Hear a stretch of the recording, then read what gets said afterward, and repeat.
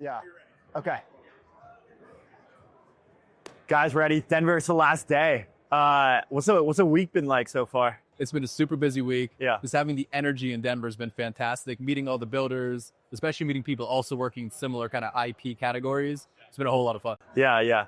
I like to think about these conferences almost like it increases the velocity of ideas, because ultimately, like, this is like an idea economy that, that is this industry, and getting everyone together increases the velocity of those ideas moving around throughout all the people in the industry. What have been some of like the more like any breakthroughs or like prominent realizations from the course of conversations this week? I think one big thing for me is I'm terminally online, like plugged into crypto Twitter, and just seeing the difference of people's thoughts and opinions in real life when you get out of that echo chamber has been really interesting. There's definitely been a big focus on AI. I mean, half the booths here are agent-specific booths, stablecoins, and Story really dominating a lot of the conversation on creators and IP. And so we're very excited to, be a part of that. Absolutely. So how do you guys envision this transition in the creator economy from pre-AI, pre-agent, now post-AI, post-agent? We have these tools at our fingertips. How will that change the creator economy? In my opinion, I think creators are only going to get leveled up. So if you look today, the technology that exists for 99% of creators is an iPhone and CapCut.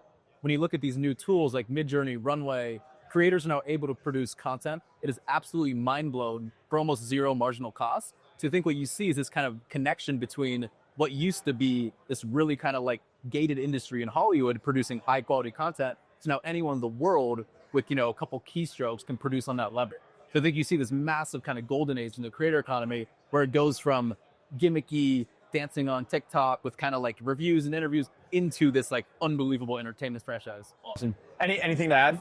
I think we've seen over the course of the last 10 years, the cost of distribution get drastically reduced. And now we're seeing with the advent of a lot of these new tools, the cost of creating really high quality content also get reduced significantly. I think one of the big things as well for us is you can train agents or have different models that are always available and always online versus in the traditional Hollywood world, how often do you get to access some of these top tier creators, actually interface with them, learn about their ideas, learn about their worlds in like a living, breathing way that can be persisting 24/7. And so having that global access always available at a reduced cost is something that we're really excited about and we think is going to continue to trend upwards in the next couple of months. I'll add one thing that we're super excited about.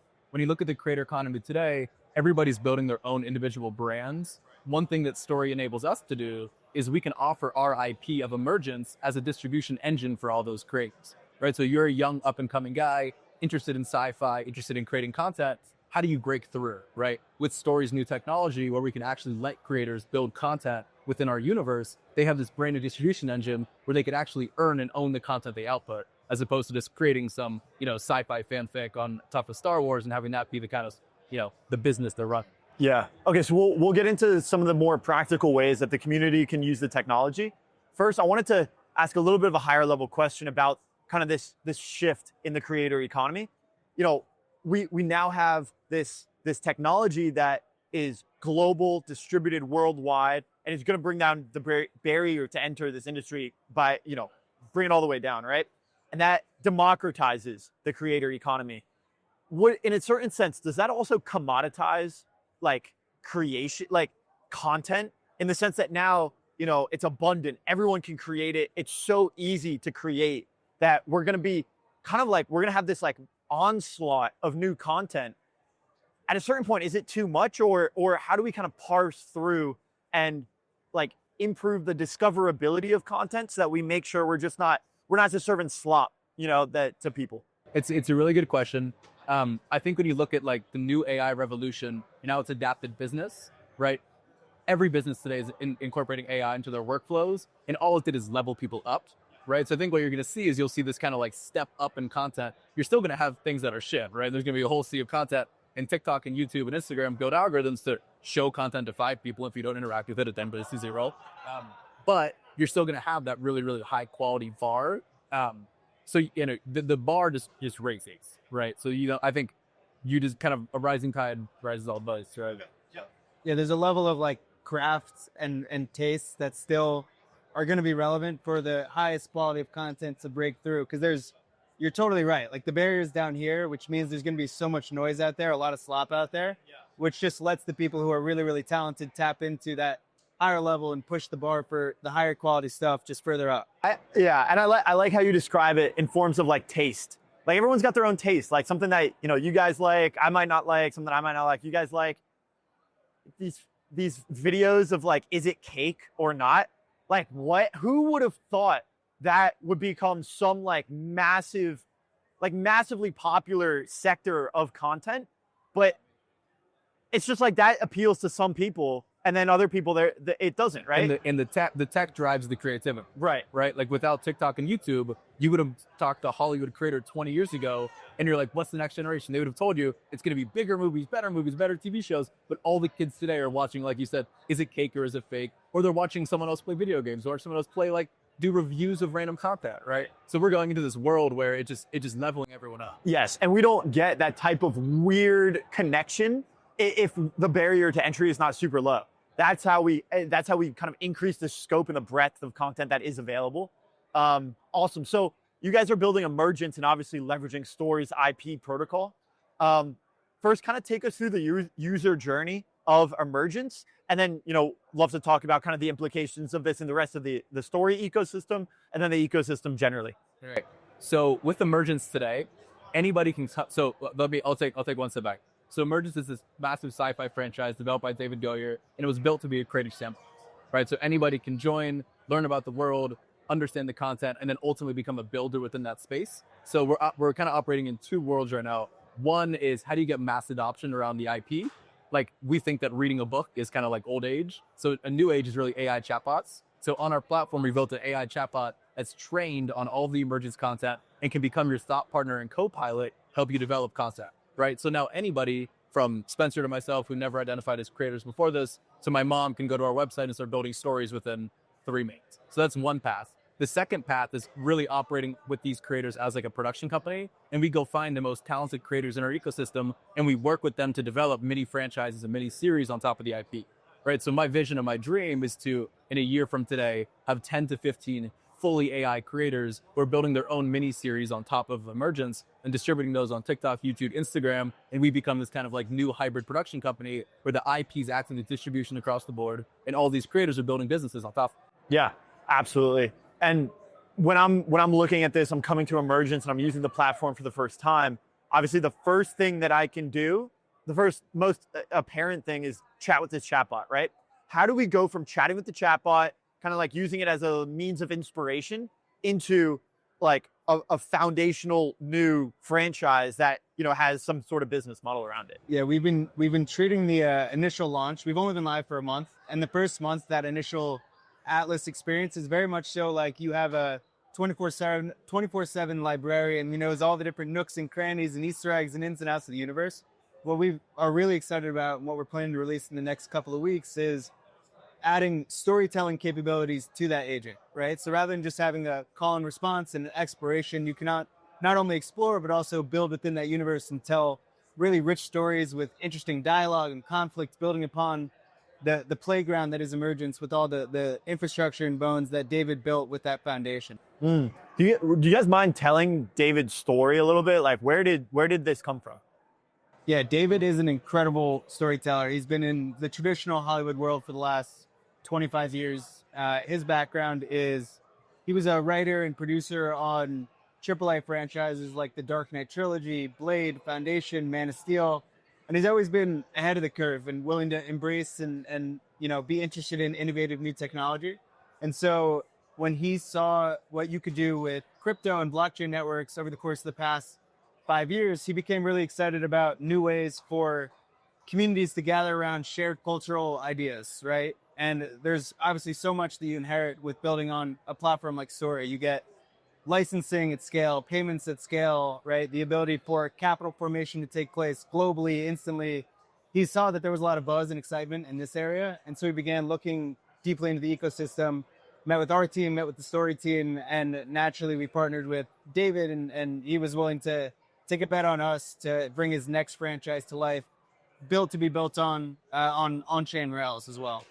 And when you look at a guy like David, he spent the past 30 years of his career waiting for someone to say yes, right? You're sitting in a room pitching 40 guys and waiting for that green light.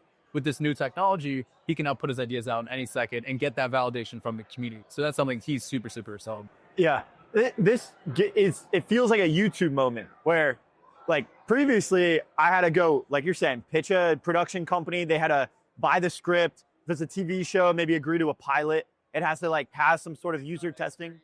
And then ultimately it gets produced, it gets put on. Now you see comedians, you see stand-up, you see all types of creators. They don't need to go pitch anyone. They can just put it out there on YouTube, on Twitter, on social media, and let it do its magic. If it's popular, it'll hit a nerve with people and it'll get picked up. The roll-up's a great example. Go direct. You don't need to sign a deal with SiriusXM in order to get out there to 50,000 people. But by the way, that's where pre-AI, right? If we were to work with David pre-AI, you go, you launch Emergence, you get in funding, and then you go right back into the old model. Now with AI and obviously text to video, and the content's going to be unbelievable. Someone like David could actually get his vision out there, working with a team of 4 to 5 creators who really know how to use these tools, right? So he's not going to put his brand on something that's not super high quality, but the quality bar, as we said earlier, has just kind of jumped up, right? So he's ready to go and kind of imbue this world.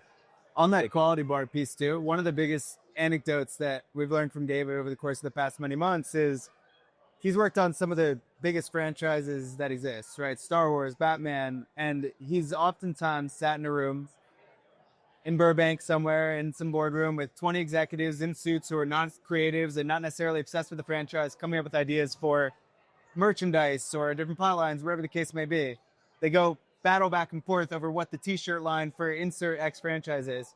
David goes on his laptop, goes on Etsy, and sees the community has created merch that is 10x better than what the team that's at that studio has made, but there's no way to tap into that community of people, enable them to actually like treat their merch as this is a Canon collection, obtain a license, and then monetize off the back of that success without getting a takedown notice or a DCMA letter, right? So he's really excited about, you can not only go direct, but also invite a whole host of people who are very interested in this property to join you on that route. Yeah, so the mechanism for people to sort of extend the brand and extend the IP, it was previously like, okay, I'm a big Star Wars fan, maybe I have a guy, he likes to print t-shirts, right? And I ask him to go print a bunch of Star Wars t-shirts. But you're saying in that world, they would get, if they reached any sort of meaningful distribution, they would have to take that down or pay some sort of royalties back in that traditional world. So now in this new world of programmable IP, how does that change? It's no longer, can I just ask my friend to go make some t-shirts, or what is the process to execute that? Through the Story Protocol Hub, we can spin up a license with one click that any creator can come and acquire to start making those t-shirts and agree to set terms, right? So let's say he splits 50-50, one click, bang, they're going and distributing t-shirts, bringing revenue back into us. Okay, and are they like discussing like revenue share with the IP holder? Is it like a governance vote? How does that part work? It totally depends, and it'll be probably relatively case by case in the near term for some of the higher touch deals, like if we were to go make an Emergence TV show or audio series. But for stuff like merchandise or t-shirts, stuff that we want that to spread, we want people, clipping our content, sharing on socials. Through Story today, you can set up a permissionless license.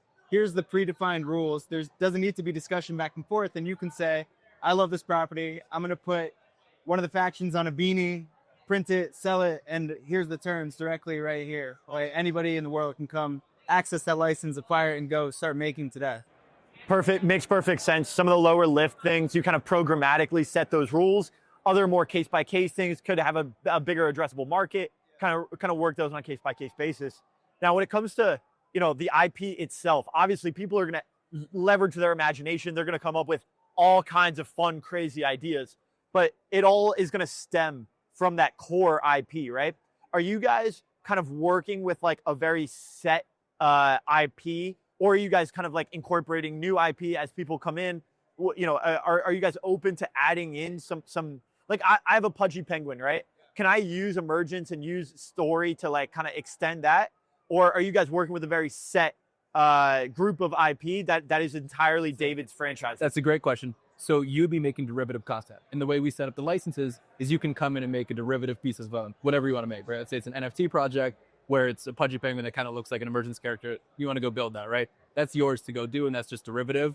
we set up the canons, right? And we control the canon, what actually gets put into like this like, real structure of the universe. And we've already worked with the community to kind of help shape that canon.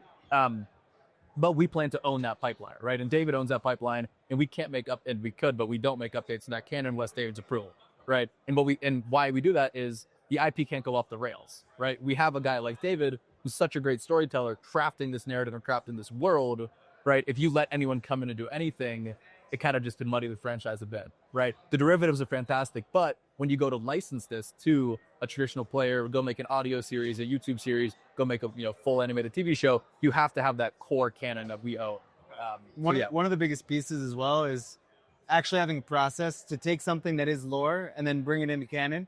So in the traditional world, right, take Star Wars, for example, they are unbelievably protective and defensive over that core canon. Right, someone like yourself, that canon is that world, right? The core world, right? Everything from the environment to the characters to the physics, the conflict, everything. Yeah, and we have if you go to our website, there's a whole 30-page world Bible that's like, this is the canon. You can go engross yourself in the universe that David built.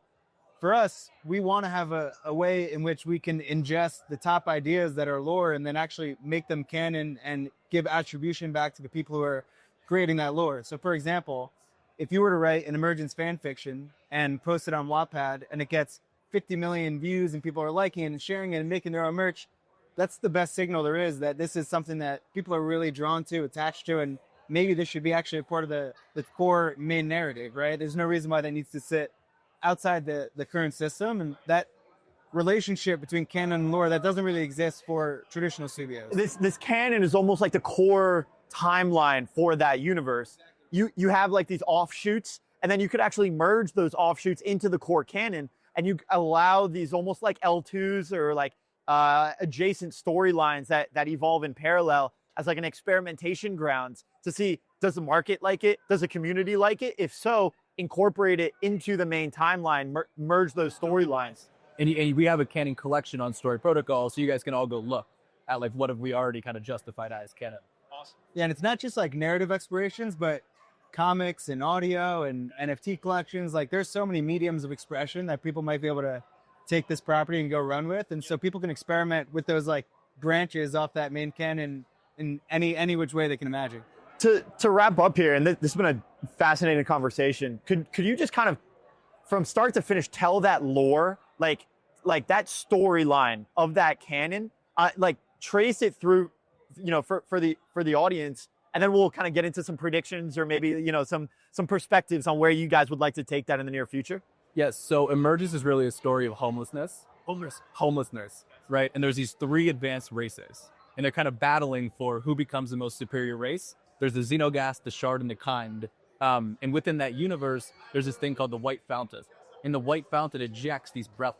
And these relics are imbued with technology, right? So no one knows where these relics came from. Were they sent over from gods? Were they sent over from people trying to destroy the universe? No one really knows today. But these relics keep going into the universe. And there's this whole conflict you have set up about the advanced 3 races fighting to get hold of those relics to kind of extend their hair, right? So people who get those relics can then go and take over civilizations and build and grow and expand, right? So it's really the story that meshes kind of technology and it's still the story of homelessness, because our main character is Scatty. How we open kind of this franchise is the first relic came, went on a home planet, she touched it, exploded the whole planet, turned it into glass, and now she's on this kind of like vendetta mission to go find who's sending those relics through the universe. So it's a really great, it's like, right, the premise is like fantastic. And this is kind of the point of like, when people say like, how's AI kind of approaching and like killing creativity? You need a guy like David Goyer to sit down for 6 months and come up with that world, right? And then now, how do you build on top? Yeah. So it's cool, right? I love it. I can picture that universe, and I mean it's super, super cool, and you can tell David has a very vivid imagination. Anything to add? If I was going to say, he hit on the narrative piece, but it is like if you are a lover of sci-fi and any of the projects that we mentioned that David's worked on, or Star Wars, or any of these types of projects, this is the world for you. And if you go to our site, there's like deep, rich, not just like narrative prose, but incredible art direction as well, that we brought on some really talented artists that worked on some of these crazy franchises to develop the baseline of the Emergence world. And so there's a lot there for people to go sink their teeth into. Awesome. And where do you guys like? What do you want, Scotty? It's Scotty, right? Yeah. What do you want Scotty to go to another planet, explode another one? Like, what do you guys want for Scotty in this world? It's a very good question. She is on a vendetta, right? Because she thinks that these She's looking for revenge. she's looking for revenge, right? So the question is, will she find revenge? And her whole mission is to get back through this white fountain, right? The white fountain's ejecting relics that are kind of poisoning the universe. Her mission is to go through the white fountain. So these are right?